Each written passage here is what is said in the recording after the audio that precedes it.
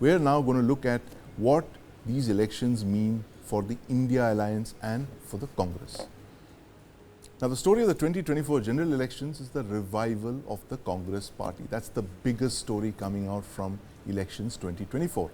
The Congress nearly doubled its 2019 tally. It had just 52 seats in 2019. It's 99 seats in 2024.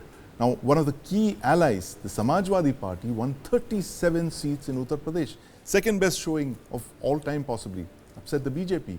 The Trinamool Congress got 29 seats in West Bengal and the DMK 22 seats in Tamil Nadu. The Indi Alliance has 232 seats. Where do they go from here?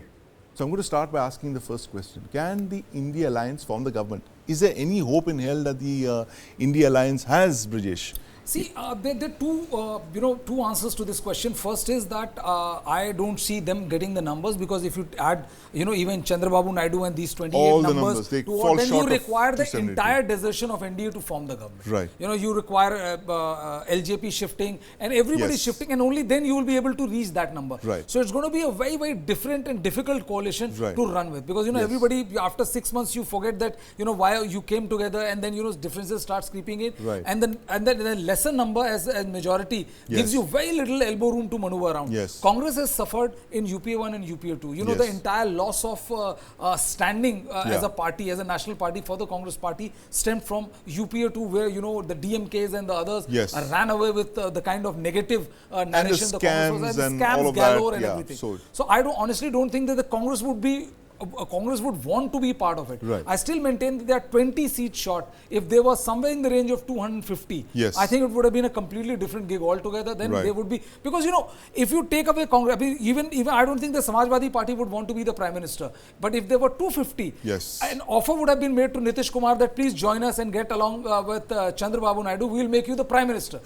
So the post that would be a credible offer. The ultimate offer which they would have made. But they are 20 seats short for running a decently stable coalition. So I don't think Congress would want to do that. So, Brijesh, I'm sure in the BJP they must be thanking their stars that they actually reached out and revived the N.D.A last year, because, this was you have to look at it from their point of view. They were in a majority at that time, but some bright sparks actually decided to revive the N.D.A, Sandeep, and that saved them. That is the reason I said that, you always see a very strong Prime Minister. But, people usually miss that how accommodative he can be when his interests are threatened. That is the reason why, that when everybody has literally shut the door, you talk to any Bihar BJP leader and say like, boss, finish. Nitish Kumar will never be part of it. You guys can spread, journalists can spread all rumor they want. Bang, next morning, Nitish Kumar is again part of the N.D.A. Is part of the N.D.A. He understands that. If his interest is threatened, he can be as accommodative as anybody on this, any Indian politician would be. As accommodative as any Indian politician. But Sunita Aron, the revival of the Congress, 52 seats in 2019, and here they are hovering at a century, 99, very close to Ab Ki Baar 100 par, which is a big deal for the Congress, given the fact that it recorded 44 seats in 14, a decade ago. What do you explain the rise of the Congress? What do you attribute it to? Was it Rahul Gandhi's yatra? Was it Priyanka campaigning? Was it the fact that, the people kind of decided to give another party a shot? I think there were a couple of reasons. You can't just say one. Yatra, definitely, because I think I saw a great change in Rahul's personality. The way he spoke, the narrative that he built. So I think the Yatra was definitely a major factor, because from the word that was used then, Pappu, he became the big challenger. Now, not only at UP and Bihar, in UP, a generation had not seen Congress rule. People born after 1990, they had not seen, and they didn't know what Congress party is like, Suddenly we saw youth going for Rahul's rallies, listening to him. And now the revival has begun in the largest state of the country. And there's definitely a party which was finding difficult to get 1 or 2 seats in Vidhan Sabha election has been able to win 6 seats now, and a good seats. They've got some good seats. So I think the revival in UP starts, as you say, that the road goes from UP to Delhi. So Yes. the Congress revival will also start from UP.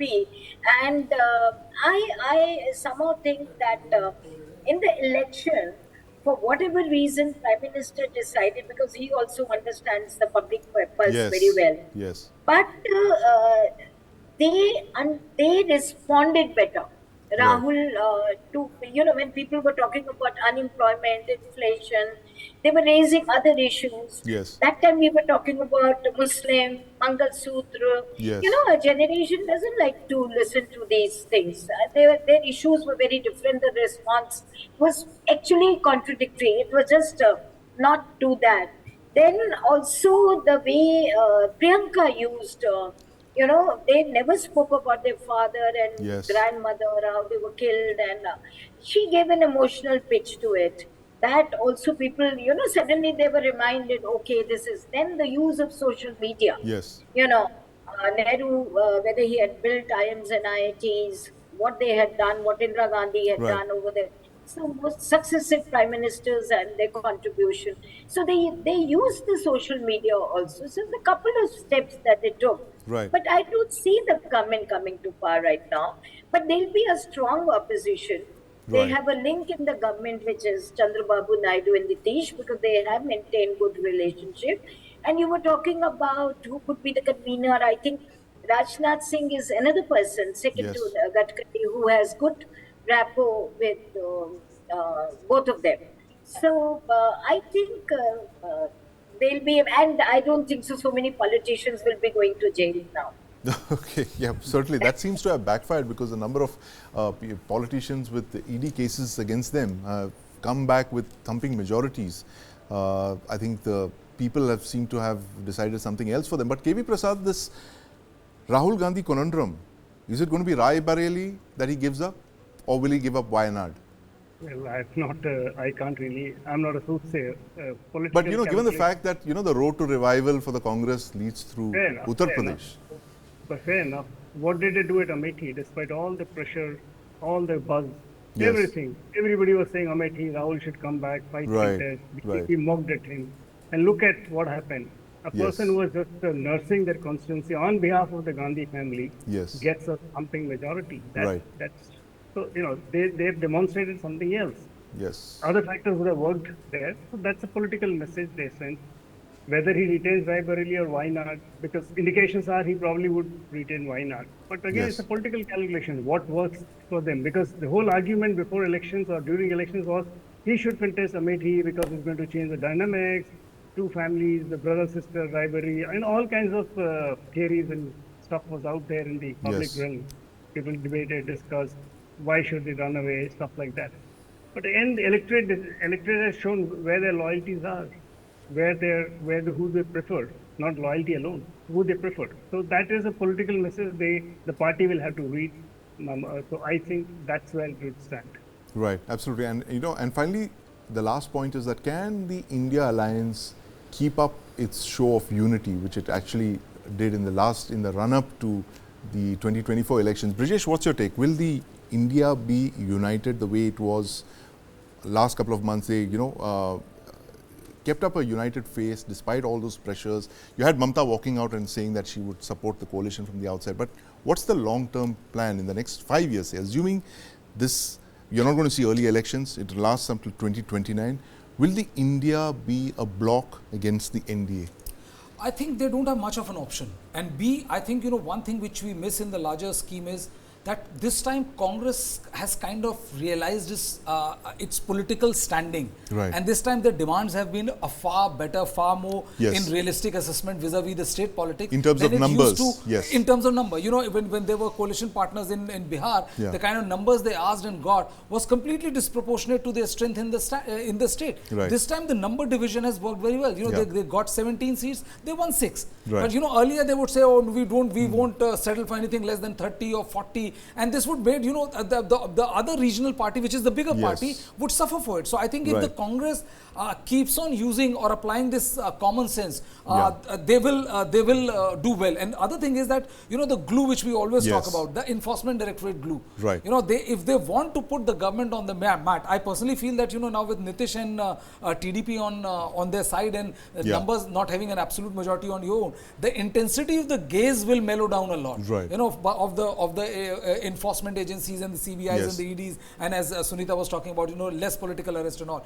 But if they also realize that if they are together, they will force the government to debate on several crucial issues, and like the parliament, which looked like a one-stop shop for as far as the only NDA and BJP is concerned, will now have robust democracy back there. With 234 people on one side and 292 people on one side. Right. Now it is going to be kind of fight between the equals. Game on. It is going to be game on. Game on. Otherwise, it was just a one-sided affair. So as far as 2019 is a strong and a robust opposition, as Brijesh said. Of course, that's the cornerstone of every democracy, to keep the ruling party under check, and that's what India is, a vibrant democracy, and that's what I think the biggest message coming out of Lok Sabha 2024 is.